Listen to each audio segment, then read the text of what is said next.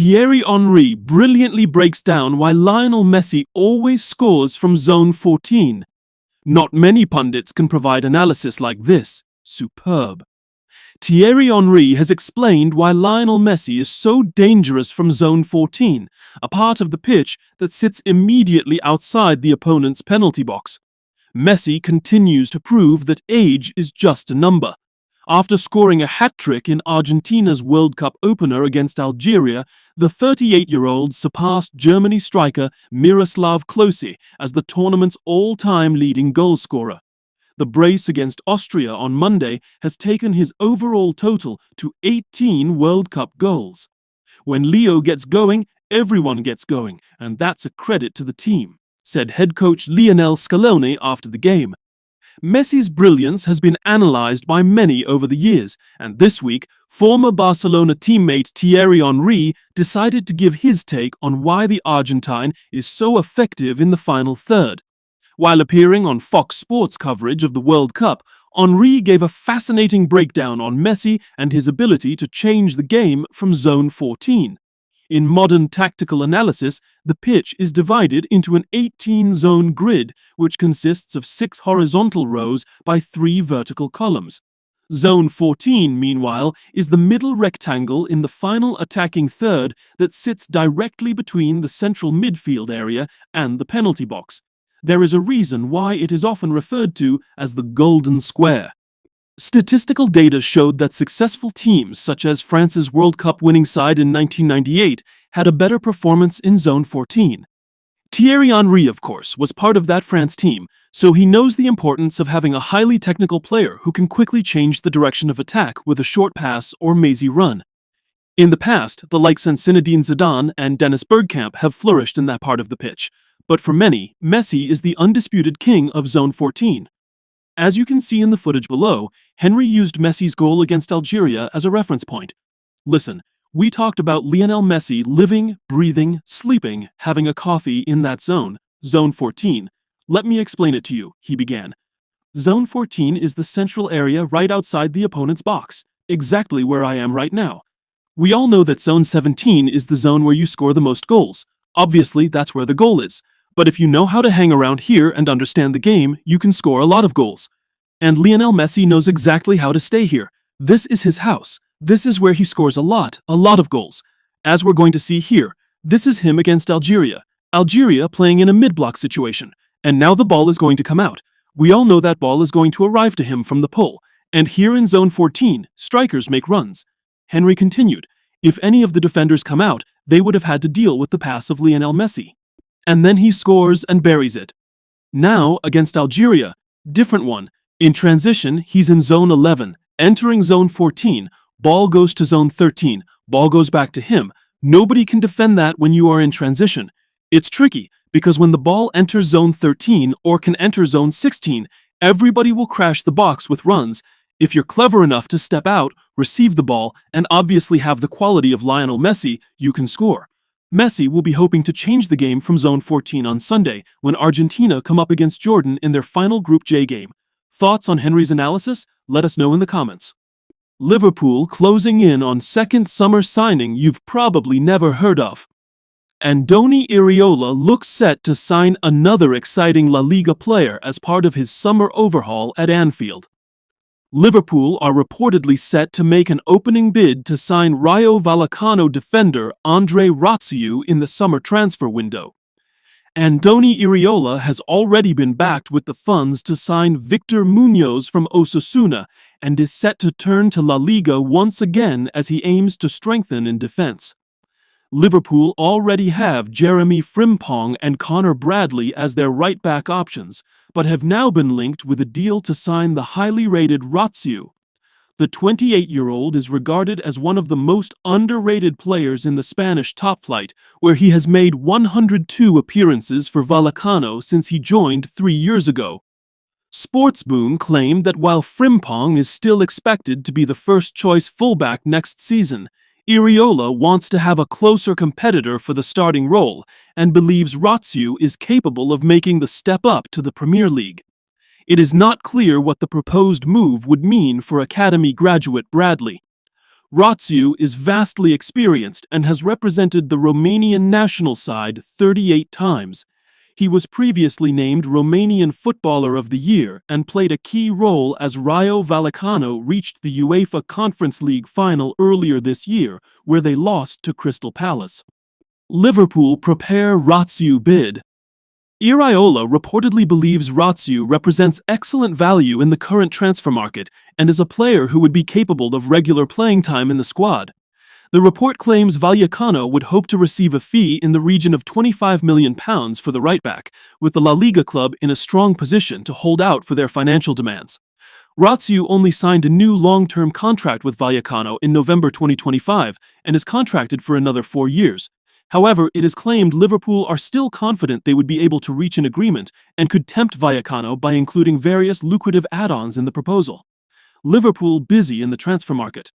Liverpool struggled at right-back last season after they lost Trent Alexander-Arnold to Real Madrid when his contract expired.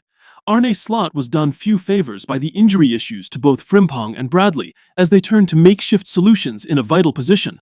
Curtis Jones and Dominic Szoboszlai were both trialled in the auxiliary right-back role, but it depleted Liverpool of 2 central midfield options as their season quickly unravelled. It is perhaps no surprise then that Iraola has reportedly made it a priority to address the problem position during his first summer at Anfield.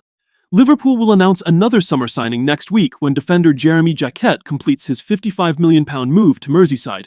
The French youngster agreed a deal to leave Rennes on deadline day of the winter window, but it was agreed he would complete his season in Ligue 1 before he moved to the Premier League. The Reds are hopeful that Jacquet is set to be fit for the start of pre-season training after he suffered a serious shoulder injury shortly after his impending transfer was announced. The Athletic states that his rehabilitation program is going according to plan, and he is expected to be available for initial pre-season tests early next month. It is understood that fellow centre-back Giovanni Leone is also on track to be available for the start of pre-season.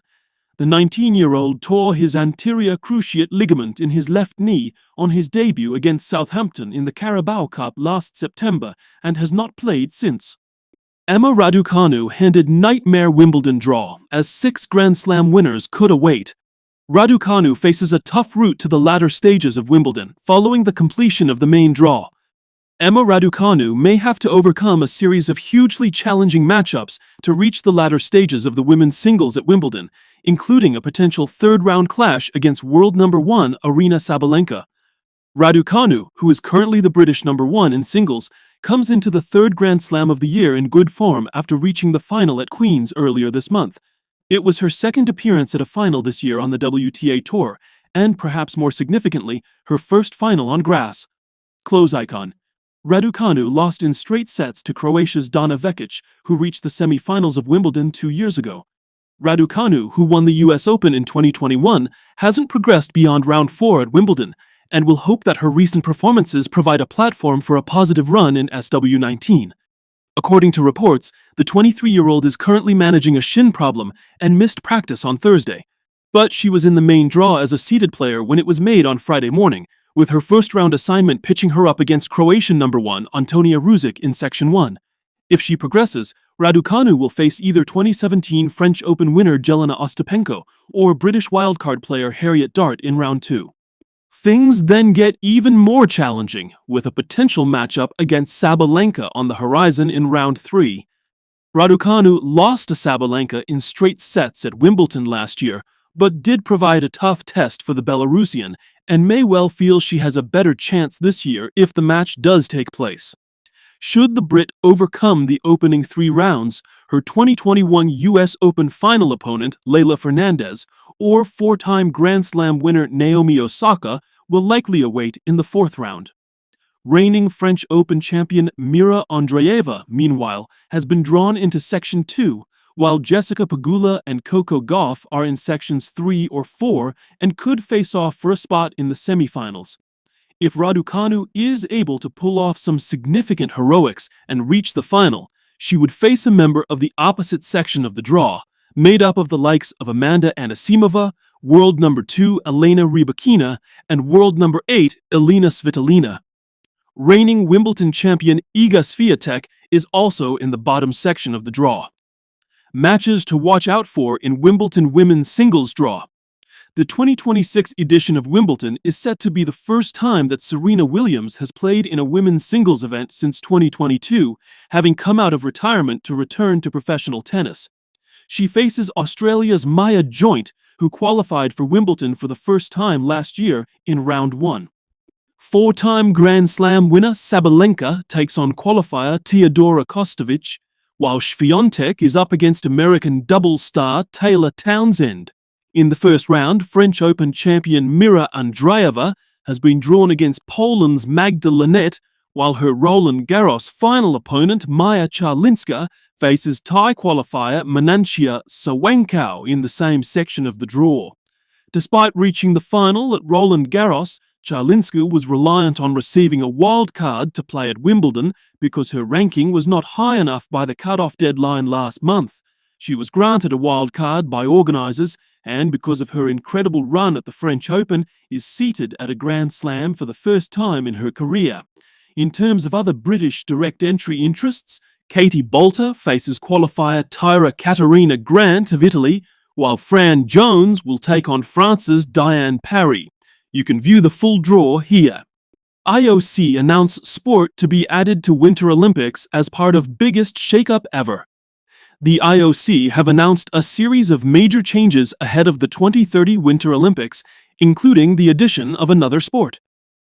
The International Olympic Committee, IOC, have announced that another sport will be added to the schedule at the 2030 Winter Olympics.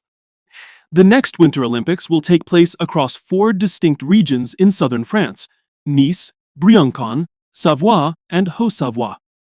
For the first time in the history of the Games, though, one event will be held in a different, independent nation as part of a condition of the IOC's hosting agreement. Speed skating will take place at a venue in either Italy or the Netherlands, with the exact host yet to be officially determined. For Milano Cortina 2026, ski mountaineering, a combination of climbing and descending, was included in the program as an additional sport, with local organizers pushing for its inclusion due to its popularity in Italy. Additional sports tend to be replaced for the next Winter Olympic cycle, but the IOC Executive Board has decided to keep ski mountaineering on the schedule for Alps 2030. A total of 48 athlete places were made available for the sprint and mixed relay events, and were found within the overall framework of the initial quota of 2,900 athletes for the entire Games. Switzerland's Marianne Fatten became the first ever Olympic champion in ski mountaineering when she won the women's event, before Spain's Oriol Cardona won the men's event. France's Emily Harrop and Thibaut Anselmet won gold in the mixed relay. Major change announced for 2030 Winter Olympics. As well as the addition of ski mountaineering, the IOC's Executive Board has announced a new framework titled Fit for the Future, which will play a key role in adjudicating which event disciplines are included in future Olympic calendars. Both existing disciplines and candidate disciplines are part of the framework, with 3 key criteria: global appeal, cost and operational complexity, and athlete representation, then being used to assess each one. In addition, the IOC have announced that up to $140 million will be paid directly to athletes through a fund ahead of the 2028 Summer Olympics in Los Angeles. Athletes who compete in LA can then apply for $10,000 worth of grants. The scheme is also open to those who competed in the Milano Cortina Winter Olympics, meaning star athletes such as Johannes Hosflot Klæbo, Franjo von Allmen, Michaela Schifrin, and Eileen Gu may decide to apply.